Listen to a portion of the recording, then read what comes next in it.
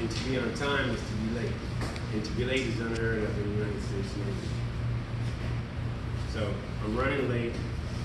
I'm nervous. I got a business interview. I step in front of this elevator. I'm really nervous. Door opens, I step on it. I keep repeating. Time, 2, and 1. I get on and I hear that wine guy. And I'm like, crap. I don't have my wine. Can't go get it. So I start scrambling. I start pulling wine from here. I pull 3 cups out, put them out. A sweet, a specialty wine, and a hard wine. I'm pouring. You're smelling, you're tasting, you're steering, you're drinking. Slow it down. So then, I pull out the characteristics that I got this week from 25 people. Crisp, brilliant, elegant. Someone even said medicine. I didn't like that, so I had to pour them another, a different wine. Fruity, sharp. Meanwhile, you're saying, who are you? Then I hear clean, smoky, mellow, balanced, full, light, smooth. This is from my wine. I'm getting excited. So finally, you say again, who are you? Say it for me. Who are you? Make your mark wine.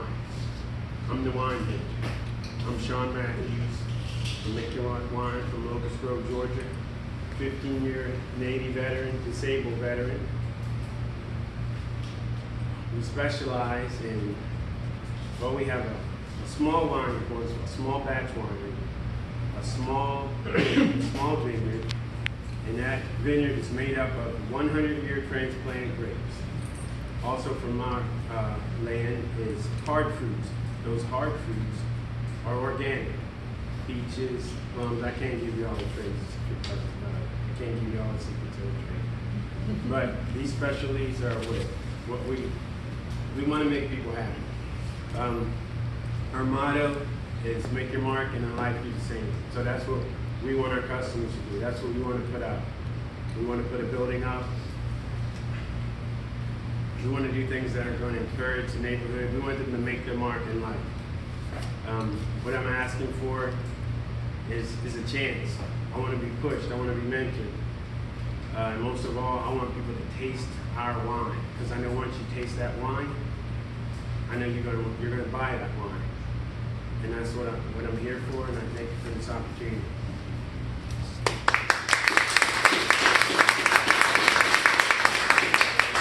How many bottles are you producing a year currently? In a month, 40, and I answered the question, but in a month I know for sure it's 40 to 60 cases.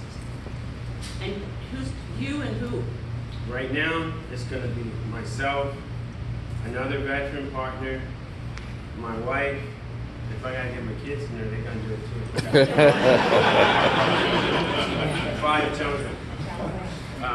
So for now, we're going to use less as possible, but we're going to try to get it out there. We can do some tastings, and all the neighbors, everyone knows we have wine. I'm the wine guy. So if we got to do some tastings and get them to come help cork, I'll do that too. But we got to get the building up first. That's one thing. And then I got to get a license. So. But you're making wine currently.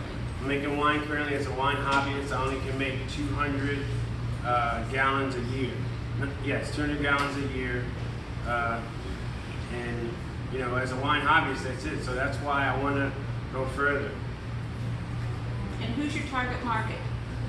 Well, in Atlanta, there's roughly 486,000 people. In my county, Henry County, there's 225,000. So that's going to be our target market. We'll also, you know, online, social media. So I'm from Maryland, so I'm hoping I can use that avenue as well once we can ship out of state. So that'll be on my pick. How'd you get into the wine business? That's a good question. I don't know. No, that's a good question. My family, we had a vineyard, and I went in the military '87. When I came back in '95, my uncle, he could barely walk anymore, and grapes were just all over the place. So they're like, we got to do something with this grape. So they, we got together and started bottling. And the sad thing was, we were using gallon jugs. It was almost like moonshine. We were using gallon jugs, and you just leave the cap off slightly so the carbon dioxide could escape. You can imagine how strong this wine was. But that's how we started. And eventually, everybody started saying, you did this, you made this wine? And I was like, yeah. And so that encouragement and, blowing my head up, really, everywhere we went, we kept making wine. Washington State, we were making blueberry. And then when we got to a place where we didn't have access to fruit, we started doing it from concentrate. Then I started making crazy stuff like the tea wine, the ginger, the blackberry. So, and it just cultivated, and just like the grape, but it did, and I just have a passion for it. I have a passion for watching people enjoy my wine and seeing them get all the flavors. Someone guessing 5 different fruits that aren't even from, where I made the wine. I go to a different state and somebody can pick up all the different things. That's awesome. I'm not mad, I'm not hating. I'm excited that someone can pick up that from the wine. You said you transplanted 100-year-old vines. Do those come from your uncle, or did Yes, those came from my would be my great-great-grandfather. My uncle lives there now. And what variety of grapes are they? His are Concord, but in my vineyard, I have Catawba, Fredonia, Chardonnay, and Scuppernongs. And a lot of people don't know muscadines.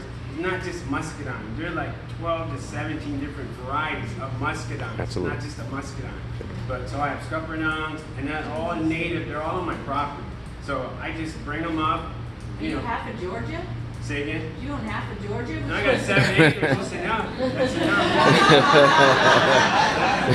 enough. It's too much, especially as a disabled veteran, and then you got, kids that, hey, go cut some grass, so.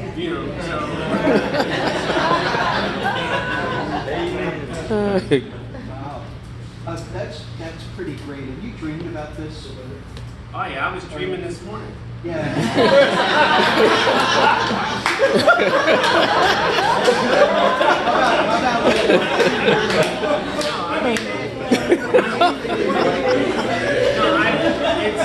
It's just, I'm going to be honest, because you're probably going to ask the aha moment, somebody will give it to you now.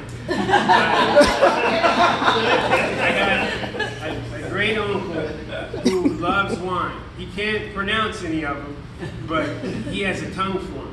And his son would go down and, I don't know if he was drinking or not, but he would drink most of the liquor and then pour water back into it. And then he'd do the same thing with the wine. And someone came and said, Aaron, if you were going to have a party and we could have brought stuff, he said, what do you mean? Your liquor ain't doing so good. He tasted it, man, he ran his son halfway around the yard. So the aha moment is, he was disabled, he was an Army veteran. We took my uncle and I, that I partnered with, he's a veteran as well. We took some wine that we made, kind of cheer him up, sit with him. He sat there, and he took a sip. We were both looking at one another. He didn't say nothing. Then he sat there, he took a sip, and he was like, wow. And he looked at me, he's like, you did this? I was, yeah, he said, you did this. Oh man, you should have. I'm serious. But to see him get excited like that, I'm just being serious. It was awesome. My uncle that I partnered with, he's invested in me. So we're going to do it. Whether my neighbor sells me part of his property, I don't care, because we're going to do it. That elevator that I got on, it's going up. And we're joining you.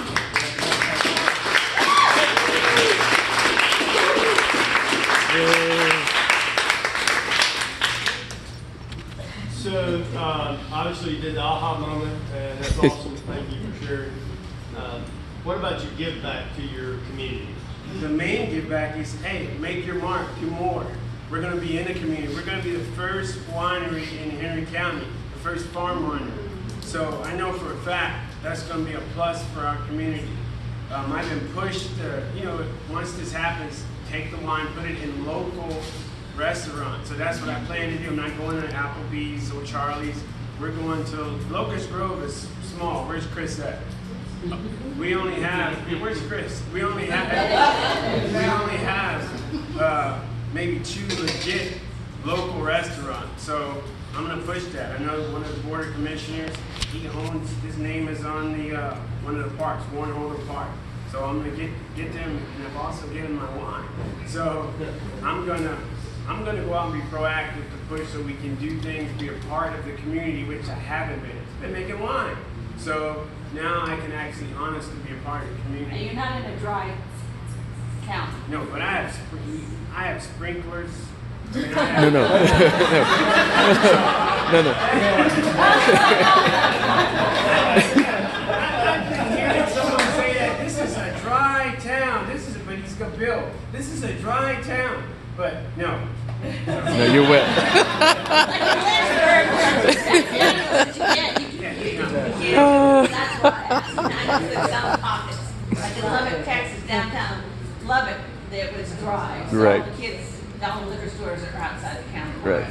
Yeah. And you know how to source your bottles and your Yes. and your corks and We have a warehouse that we deal with. We have a license for that. We have a business license, so we can go directly get our bottles, our corks, our. Have you seen the new glass cork? Yes, Yeah. but I like what they are. I'm going to go along with you. They are. They're nice. I don't think he likes them. I use the silicone corks. They last 10 years. Yeah. You can keep the bottle upright. So. And I have 3 questions for you. Are you making your mark? Seriously? Could you be doing better? Could you be doing more? There you go. Because that's what we all should be doing, making our mark. Honestly, that's what we should be doing. Should. Yes, sir. And I appreciate you, and I appreciate all for this opportunity. Thank you. Thank you. Thank you.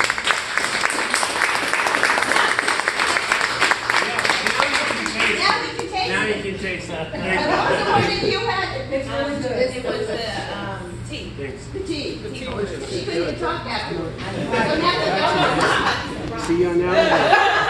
Thanks. Thanks. Thanks.